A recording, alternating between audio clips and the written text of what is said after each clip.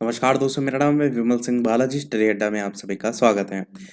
कस्तूरबा गांधी बालिका विद्यालय की वैकेंसी के बारे में लगातार हम आपको बता रहे हैं। इससे पहले जो वैकेंसी की बात की थी, साइड में बटन में पिछला वाला वीडियो आपको मिल जाएगा। आज हम देखते हैं एक और जिले को लेकर के। तो यहाँ पर सबसे पहले बात करते हैं कौन कौन से पद हैं। तो पूर्णकालिक शिक्षिका के जो पद हैं, जिसमें आपका जो विषय और न्यूनतम अर्हता है, जिसमें भाषा में आपका हिंदी और संस्कृत से स्नातक होना चाहिए। यहाँ पर टोटल एक ही वैकेंसी है, जो कि अनुसूचित जाति की है।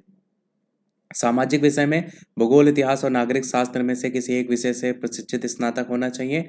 और सामाजिक विषय के अंतर्गत टोटल 2 वैकेंसी है और दोनों वैकेंसी अनारक्षित में है। विज्ञान विषय की अगर देखेंगे तो ZBC वर्ग से प्रशिक्षित स्नातक होना चाहिए। एक वैकेंसी है टोटल, और वो भी अन्य पिछड़ा वर्ग में है। गणित में इसी प्रकार PCM वर्ग से प्रशिक्षित स्नातक होना चाहिए। यहाँ पर टोटल 3 वैकेंसी है और ये अनुसूचित जाति में है। कला, क्राफ्ट और संगीत, गृह शिल्प स्नातक उपाधि सहित प्रशिक्षण उपाधि होना चाहिए। टोटल 3 वैकेंसी, जिसमें से 2 तो वैकेंसी आपकी अनारक्षित में है और एक वैकेंसी EWS में है। पूर्णकालिक जो शिक्षिका है, इसका जो आयु गणना है वो 25 से लेकर 45 के बीच होगा और 1/4/2024 से ये काउंट किया जाएगा। प्रतिमाह जो मानदेय है वो 24,200 से लेकर के देखने को मिलता है। और प्रशिक्षित स्नातक और उच्च प्राथमिक स्तर का TET होना चाहिए। और स्लैश करके यहाँ पर सीटेट भी जो है वो लिखा गया है। तो सीटेट हो यहाँ पर प्राइमरी का या टेट हो, आप इसमें आवेदन कर पाएंगे। आगे बात करते हैं अंशकालिक शिक्षिका को लेकर के। अच्छा, ये जो यहाँ पर 3 बताया ना, कला, क्राफ्ट और संगीत, गृह शिल्प स्नातक उपाधि, ये आपका अंशकालिक शिक्षिका में ही आएगा, क्योंकि यहाँ पर ये लाइन खींची हुई है अंशकालिक शिक्षिका के लिए। कंप्यूटर जो शिक्षिका है उसके लिए टोटल 3 आपके यहाँ पर वैकेंसी, जिसमें एक एक करके डिवीजन है। अन्य पिछड़ा वर्ग और अनुसूचित जाति में स्काउट गाइड और शारीरिक शिक्षा में BPED हो, CPED हो, DPED आदि उपाधि प्रशिक्षित स्नातक एक वैकेंसी है। टोटल एक वैकेंसी जो है आपकी कहाँ पे है, तो अनुसूचित जाति में है। लेखाकार की भी वैकेंसी है, जैसे स्नातक वाणिज्य जो आपका ग्रेजुएशन है वो कॉमर्स से होना चाहिए। साथ ही साथ MS ऑफिस पर कार्य करने का ज्ञान आपका अनिवार्य है। जैसे कई लोगों का कमेंट देखने को मिलता है कि क्या हम टीचिंग बैकग्राउंड से नहीं, क्या आवेदन इसमें कर पाएंगे। तो देखेंगे ये वाला लेखाकार में आपका टैली पर कार्य करने का ज्ञान मांगा गया है। यहाँ पर आप देखेंगे तो सीटेट की बात नहीं की गई है। यहाँ पर ग्रेजुएशन आपका कॉमर्स से हो, MS ऑफिस का ज्ञान और टैली पर आपका काम करने का एक्सपीरियंस। टोटल 2 वैकेंसी है और यहाँ पर जो 2 वैकेंसी है वो अनुसूचित जाति में है। उसके बाद यहाँ पर अगर वेतनमान देखेंगे तो 13,673 रुपीज़ आपको देखने को मिलेगा। साथ ही 13% नियोक्ता अंशदान भी यहाँ पर सम्मिलित है। एज तो 25 से 45 सभी में है।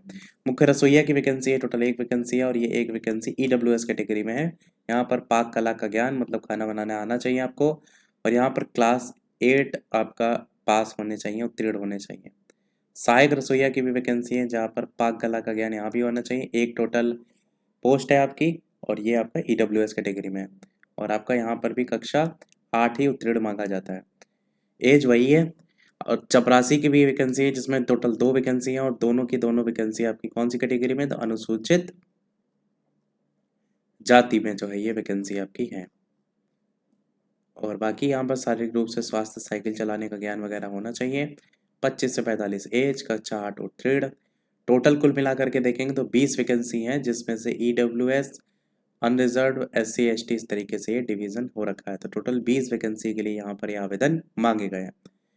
रिक्त पदों की संख्या घट बढ़ सकती है। अच्छा, ये भी हम बात कर लें कि इसकी लास्ट डेट क्या है। ये वैकेंसी निकली कहाँ से है, तो ये कार्यालय जिला बेसिक शिक्षा अधिकारी बलरामपुर से वैकेंसी निकली है। और इसको लेकर के अगर आप देखेंगे तो उत्तर प्रदेश शासन के शासनादेश संख्या, इसमें जो भी नियम शर्तें हैं 2024-25 के जनपद में संचालित कस्तूरबा गांधी बालिका विद्यालयों में पूर्णकालिक, अंशकालिक शिक्षिका, लेखाकार, मुख्य रसोइया, सहायक रसोइया, चपरासी के पदों पर संविदा के लिए हैं। ये चीज़ मैंने आपको पहले क्लियर किया। कॉन्ट्रेक्चुअल बेस्ड ये होती है वैकेंसी। शैक्षिक सत्र 2024-25 में कार्य करने हेतु निर्धारित प्रारूप पर दिनांक 25/8/2024 को अपराह्न 5 बजे तक जिला शिक्षा परियोजना कार्यालय, जिला बेसिक शिक्षा अधिकारी बलरामपुर में निर्धारित शर्तों के अधीन आवेदन आपके आमंत्रित किए जाते हैं। आवेदन केवल और केवल पंजीकृत डाक के माध्यम से स्वीकार किए जाएंगे। और दिशा निर्देश और विवरण आपकी ऑफिशियल वेबसाइट भी दी गई है। और ये भी समझ लीजिएगा कि ऑफलाइन ही आपको आवेदन इसमें करना पड़ेगा, ऑनलाइन का कोई यहाँ पर चक्कर नहीं है। अब कुछ इंस्ट्रक्शन भी दिए गए हैं, जैसे कंप्यूटर शिक्षक के लिए प्रशिक्षित स्नातक होना अनिवार्य है। कला, क्राफ्ट और संगीत आदि विषयों के लिए शैक्षिक योग्यता स्नातक उपाधि सहित प्रशिक्षण उपाधि होगी। गृह शिल्प के लिए शिक्षिका का पद कला, क्राफ्ट और संगीत के पद के अंतर्गत ही आएगा और केवल केवल महिला अभ्यर्थियों का ही चयन किया जाएगा। वो चीज़ हम ऑलरेडी बता चुके हैं। समस्त पदों पर मुख्य और सहायक रसोइया के पद हेतु शैक्षिक योग्यता कक्षा 8 उत्तीर्ण होगी। शारीरिक अक्षमता और संक्रामक रूप से आप ग्रसित नहीं होना चाहिए। एज की गणना 1/4/2024 25 से 45। ईडब्ल्यूएस के लिए अलग से प्रमाण पत्र आरक्षण जो लगाना होगा उसके लिए आपका सक्षम अधिकारी द्वारा निर्गत प्रमाण पत्र आपको लगाना होगा। और 9वें पॉइंट में आपका जो शिक्षक शिक्षिका पहले से कार्यरत हैं उनको प्रायोरिटी दी जाती है या कह सकते हैं भारांक दिया जाता है, उसकी बात की गई है। 2% अतिरिक्त भारांक दिया जाएगा, परंतु ये आपका भारांक 30 नंबर से ज़्यादा जो है वो नहीं होना चाहिए, ये यहाँ पर शर्त होती है। भरे हुए आवेदन पत्र समस्त स्वप्रमाणित संलग्न की छायाप्रति सहित पंजीकृत डाक से जिला परियोजना कार्यालय समग्र शिक्षा / जिला बेसिक शिक्षा अधिकारी बलरामपुर, ये आपका एड्रेस लिखा है जिस पर आपको पोस्ट करना होगा। बलरामपुर में दिनांक 25/8/2024 की शाम 5 बजे तक स्वीकार किए जाएंगे। निर्धारित तिथि और समय के बाद प्राप्त आवेदन पत्र मान्य नहीं होंगे और साथ ही साथ आवश्यक जानकारी आपको ऑफिशियल वेबसाइट पर भी मिल जाएगी, सूचना पट्ट पर मिल जाएगी। आवेदन आप जो करेंगे आप उसमें 42 रुपये के डाक टिकट लगे हुए 2 लिफाफे जिस पर आवेदित पद का नाम, अभ्यर्थी का नाम, पता, मोबाइल नंबर, पिन कोड स्पष्ट लिखा होना चाहिए। ये टिकट का ध्यान रखिए क्योंकि ये सब जगह अलग अलग होते हैं, कहीं 45 का लिखा रहता है, कहीं 40 का, यहाँ 42 का लिखा है। उक्त सभी नियुक्तियां विशेष अनुज्ञा याचिका संख्या जो है उसके अधीन होंगी और उपरोक्त विज्ञप्ति को किसी भी समय यथा आवश्यकता निरस्त करने का भी अधिकार है।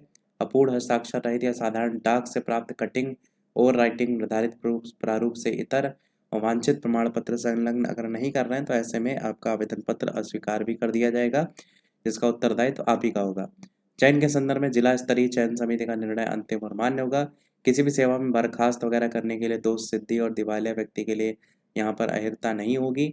शैक्षिक योग्यता संबंधी प्रमाण पत्रों का सत्यापन आपका कराया जाएगा और सभी चयनित शिक्षक और शिक्षकेतर कर्मी 11 माह 29 दिन इतने समय के लिए यहाँ पर कॉन्ट्रैक्ट जो है वो होता है, जिसके लिए अनुबंध पर रखे जाते हैं और अगर अच्छा व्यवहार देखने को मिलता है तो उसको बढ़ा भी दिया जाता है।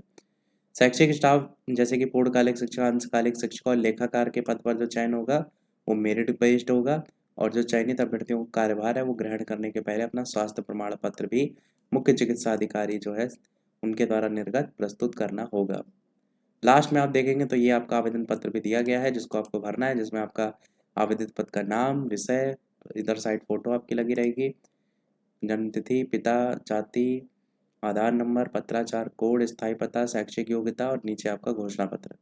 तो ये था ओवरऑल नोटिफिकेशन में। कोई प्रश्न कमेंट पूछ लीजिएगा, वीडियो लाइक शेयर सब्सक्राइब कीजिएगा। मिलते हैं अगले अपडेट में, तब तक के लिए नमस्कार, जय हिंद।